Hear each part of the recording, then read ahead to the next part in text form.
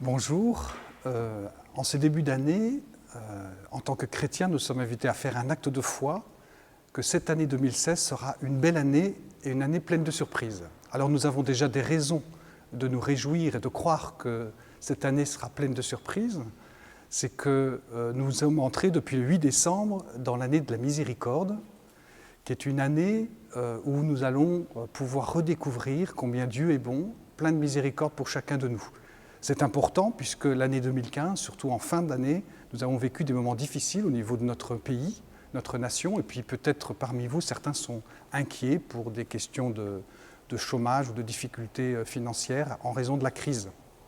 Alors, vivre cette année de la miséricorde, c'est vraiment nous donner la possibilité de vivre ces moments difficiles avec la foi, l'espérance, en certitude que le Seigneur peut nous aider et nous accompagne dans ces moments.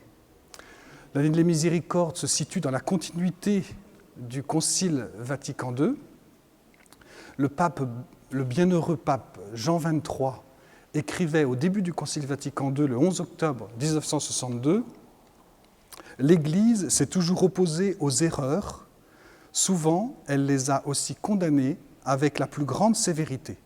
Maintenant, toutefois, l'épouse du Christ préfère utiliser la médecine de la miséricorde plutôt que la sévérité. » Un demi-siècle plus tard, 50 ans plus tard, l'année de la miséricorde célèbre la fidélité de l'Église à ce message du Concile Vatican II.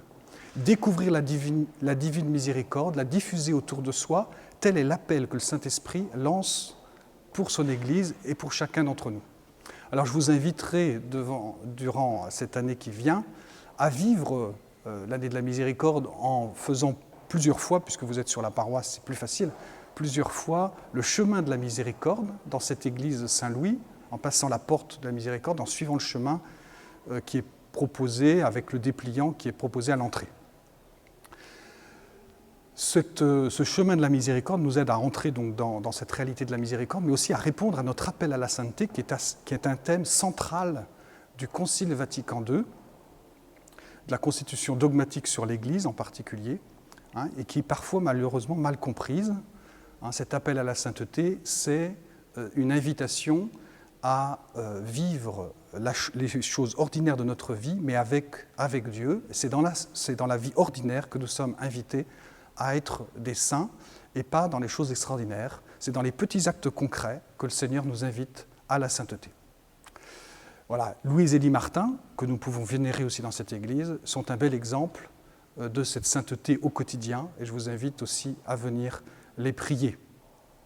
Au terme de cette année de la miséricorde, nous vivrons un moment particulier, puisque nous aurons le festival Art, Culture et Foi, et puis l'année de la miséricorde se termine le 20 novembre, et le 27 novembre jusqu'au 18 décembre, nous vivrons sur la paroisse un temps missionnaire, un festival missionnaire, et je vous invite déjà à réserver votre temps, vos soirées, vos journées, vos week-ends, pour vivre ce temps, puisqu'il est pour tous, c'est une proposition où nous sommes tous invités à participer pour devenir missionnaires dans notre vie quotidienne.